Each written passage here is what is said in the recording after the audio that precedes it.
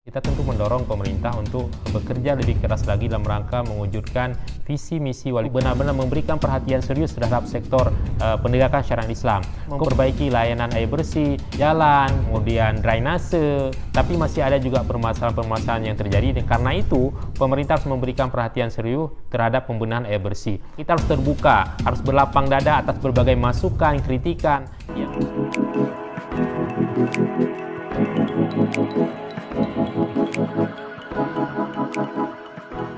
Pemirsa, di momen HUT Kota Banda Aceh ke-816 tahun, Ketua DPRK Faridnya Umar ST mengapresiasi atas pencapaian dan prestasi yang diraih oleh pemerintah Kota Banda Aceh.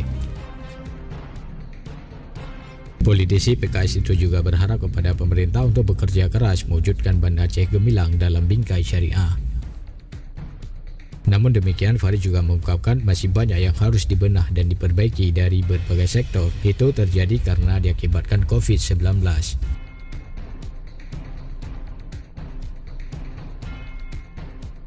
Ketua DPRK berharap sisa masa jabatan ini pemerintah Kota Banda Aceh akan bekerja lebih keras dan memperbaiki dari semua persoalan yang ada. Berikut pernyataan lengkap Ketua DPRK Banda Aceh Faridnya Umar ST.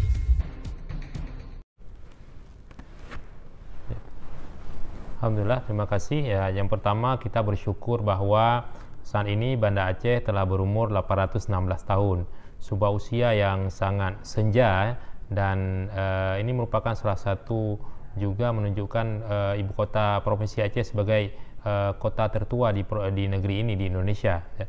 Jadi kita sudah berada di usia 816 tahun, dan alhamdulillah kemarin DPRK Banda Aceh sudah melakukan rapat paripurna istimewa dalam rangka peringatan hari jadi Kota Banda Aceh tersebut, yang dilaksanakan secara sederhana dengan menerapkan protokol kesehatan di ruang paripurna DPRK. Tentu ya, kita bersyukur bahwa banyak capaian-capaian yang telah diraih oleh pemerintah kota, baik dari lokal, nasional, bahkan internasional. Dan kita tentu bersyukur atas berbagai prestasi tersebut, dan ini menunjukkan kerja keras dari pemerintah kota di masa pemerintahan Pak Aminullah dan Pak Jainal Arifin, ya. Nah, karena itu kita tentu mendorong pemerintah untuk bekerja lebih keras lagi dalam rangka mewujudkan visi misi Wali Kota Banda Aceh, mewujudkan Banda Aceh gemilang dan bingkai syariah sebagaimana Amanah Kanun nomor 1 tahun 2018 tentang RPJM Kota Banda Aceh tahun 2017-2022. Dan kita juga berharap ya, berbagai capaian yang telah diraih itu tidak membuat kita terlena, dan itu harus menjadi cambuk ya, cemeti agar bekerja lebih keras lagi. Khusus bagi SKPK atau organisasi perangkat daerah di bawah jajaran pemerintah kota, kami mendorong agar benar-benar ya merencanakan program-program untuk mendukung terwujudnya visi misi wali kota tersebut, ya. Bagaimana agar indikator kinerja utama atau IKU yang telah tercantum dalam RPJM, yang kemudian ditetapkan setiap tahunnya dalam rencana kerja pemerintah kota tahunan, itu harus benar-benar mengacu kepada perwujudan visi misi. Inilah kemudian yang kita harapkan bisa menjadi salah satu kemudian Banda Aceh ini bisa menjadi etalase bagi daerah lain di Provinsi Aceh. Dan kemudian tentu inilah merupakan tahun-tahun yang berat bagi kita. Di tahun yang lalu 2020 kita tidak bisa melaksanakan sidang paripurna HUT Kota 815 karena kondisi kita sedang puncaknya pandemi COVID-19. Alhamdulillah saat ini kita bisa melaksanakannya. Tapi memang pandemi COVID-19 ini telah berdampak sangat luar biasa bagi kehidupan masyarakat Banda Aceh. Ekonomi kita terpuruk, pendapatan asli daerah kita tidak tercapai sebagaimana yang kita targetkan awalnya. Tingkat kunjungan wisatawan ke tempat kita baik dari domestik maupun internasional menjadi berkurang. Kalau di 2019 itu tembus di atas 500.000 orang yang mengunjungi Banda Aceh. Konsekuensinya kemudian adalah berkurangnya tingkat pendapatan asli daerah kita. Hotel-hotel menjadi sepi, pusat pembelanjaan juga menjadi tidak semarak dan sebagainya. Kegiatan masyarakat dibatasi dan kegiatan sosial kemasyarakatan juga seperti itu. Nah, ini kemudian tentu karena kondisi bukan hanya kita saja yang mengalaminya, tapi juga secara nasional kita menghadapi, bahkan secara internasional juga sedang menghadapi pandemi yang maha dahsyat ini. Karena itu kita berharap sisa masa waktu wali kota yang tersisa 1 tahun lagi ya, itu bisa kemudian dijadikan sebagai landasan atau starting point untuk memperbaiki kinerja dengan berbagai prestasi yang telah diraih tersebut. Bagaimana kita mendorong khususnya di bidang penegakan syariat Islam, pemerintah kota perlu memberikan perhatian khusus. Berbagai pelanggaran yang terjadi ini juga menunjukkan masih lemahnya pengawasan kita selama ini. Kita berharap dengan sudah dibentuknya Tim Terpadu Penegakan Syariat Islam atau T2PSI yang di-launching beberapa waktu yang lalu, itu bisa memaksimalkan fungsi pengawasan, fungsi untuk mengajak masyarakat, mengedukasi masyarakat dengan kegiatan amar ma'ruf nahi mungkar, sehingga kita tidak kemudian disibukkan dengan kasus-kasus yang terjadi. Alangkah lebih baiknya kita melakukan upaya preventif, memberikan penyadaran kepada masyarakat, melakukan law enforcement, penegakan hukum terhadap para pelanggar, sehingga siapapun yang melanggar itu tidak akan bisa dengan gegabah kemudian melakukan pelanggaran, mengulang lagi pelanggaran itu. Karenanya kita mendesak pemerintah Kota Banda Aceh untuk benar-benar memberikan perhatian serius terhadap sektor penegakan syariat Islam. Kemudian di bidang infrastruktur tentu banyak kemajuan, tapi juga kita mendorong pemerintah untuk terus memperbaiki layanan air bersih, jalan, kemudian drainase. Kita punya pengalaman tahun lalu itu banjir besar terjadi di Banda Aceh pada bulan Mei 2020. Nah, karena itu kita perlu bersiap kalau kemudian terjadi curah hujan yang sangat tinggi, apalagi datang air pasang dan sebagainya, ini akan berdampak pada banjir di masa yang akan datang. Nah, kemudian juga di bidang pendidikan, ini juga dengan dampak dari pembelajaran secara daring yang sudah berlangsung setahun lebih ini betul-betul kemudian berdampak sangat serius terhadap masa depan generasi muda kita. Anak-anak dipaksa untuk belajar secara daring hampir 9 bulan. Nah, alhamdulillah di tahun ini mereka bisa belajar tatap muka, tapi tentu dengan pembatasan adanya penerapan protokol kesehatan. Kemudian di bidang kesehatan juga sangat berdampak. Rumah sakit merasa terjadi penurunan drastis dari segi pasien. Juga ada tenaga medis kita, tenaga kesehatan kita, para medis kita yang mereka menjadi korban dari keganasan COVID-19. Karenanya pemerintah memberikan perhatian serius kepada tenaga medis dan para medis yang mereka berada di garda terdepan dalam menjaga kota ini menghadapan dengan COVID-19.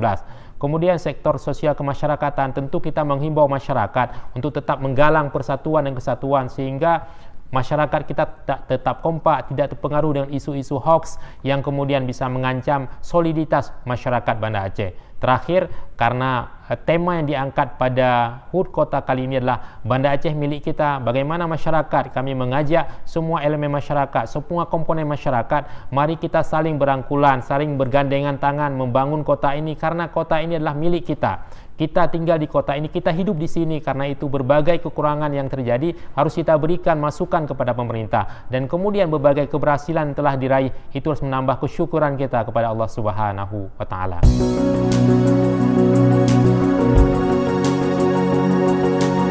Terkait sektor ekonomi, sebagaimana kami sampaikan tadi, karena COVID ini sangat terdampak ya, banyak usaha masyarakat, pelaku UMKM yang gulung tikar, yang mereka kalaupun masih bertahan dengan pendapatan yang tidak maksimal sebagaimana kondisi normal dulu.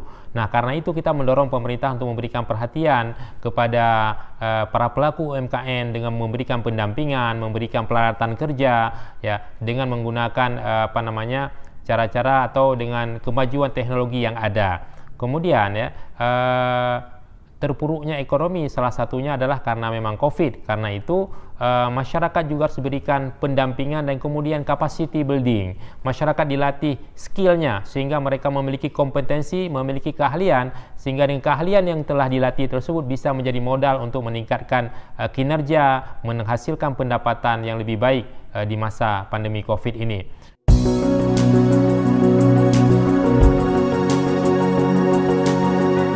PR lainnya menurut kami adalah bagaimana hari ini berbagai kekurangan yang ada ya, seperti alhamdulillah kita bersyukur ya, pelayanan air bersih itu sudah mencapai 98% ya dari segi pelanggannya. Tapi distribusi air bersih itu kan belum merata 24 jam. Artinya masih ada penggiliran dan sebagainya. Karena itu kita terus mendorong pemerintah. Alhamdulillah kemarin sudah berfungsinya reservoir di belakang kantor DPRK.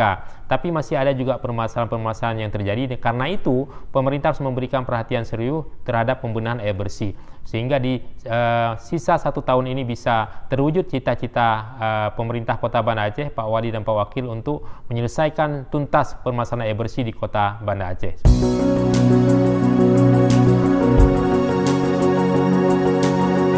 Tentu kami berharap momentum HUT Kota ke-816 ini dapat kita jadikan sebagai cambuk, sebagai cemeti, sebagai starting point untuk memperbaiki berbagai kekurangan yang ada. Tentu sebagai manusia kita banyak kekurangan. Begitu juga dengan kinerja pemerintahan, ya. Bagaimana hubungan antara DPRK sebagai legislatif dan pemerintah kota sebagai eksekutif itu harus tetap sinergi, ya. Jika ada kendala-kendala tentu perlu dikomunikasikan. Dan kemudian juga kita meminta kepada pemerintah hari ini dengan perkembangan teknologi, dengan kemajuan teknologi di zaman milenial istilah anak-anak sekarang, itu masyarakat kita menjadi sangat kritis, ya. Mereka akan memantau apa yang dilakukan oleh pemerintah. Karenanya ketika mereka kemudian melihat ada ketidaksesuaian, akan melakukan kritik, akan melakukan unjuk rasa, demo, dan sebagainya. Karenanya kita harus terbuka, harus berlapang dada atas berbagai masukan, kritikan yang kemudian disampaikan oleh masyarakat. Nah, kemudian dengan berbagai masukan itu perlu dicarikan solusi-solusi yang mencerahkan, yang kemudian bisa memberikan kemaslahatan bagi semua masyarakat. Dan terakhir, sebagaimana saya sampaikan tadi, bahwa perjalanan kita masih sangat panjang, ya. Karena itu semua pihak, ya, mulai dari pemerintah, legislatif, TNI, Polri, kemudian akademisi, pimpinan kedayah, pesantren, sekolah, remaja, kalangan ulama, semua pihak harus berangkulan tangan untuk membangun Kota Banda Aceh ini.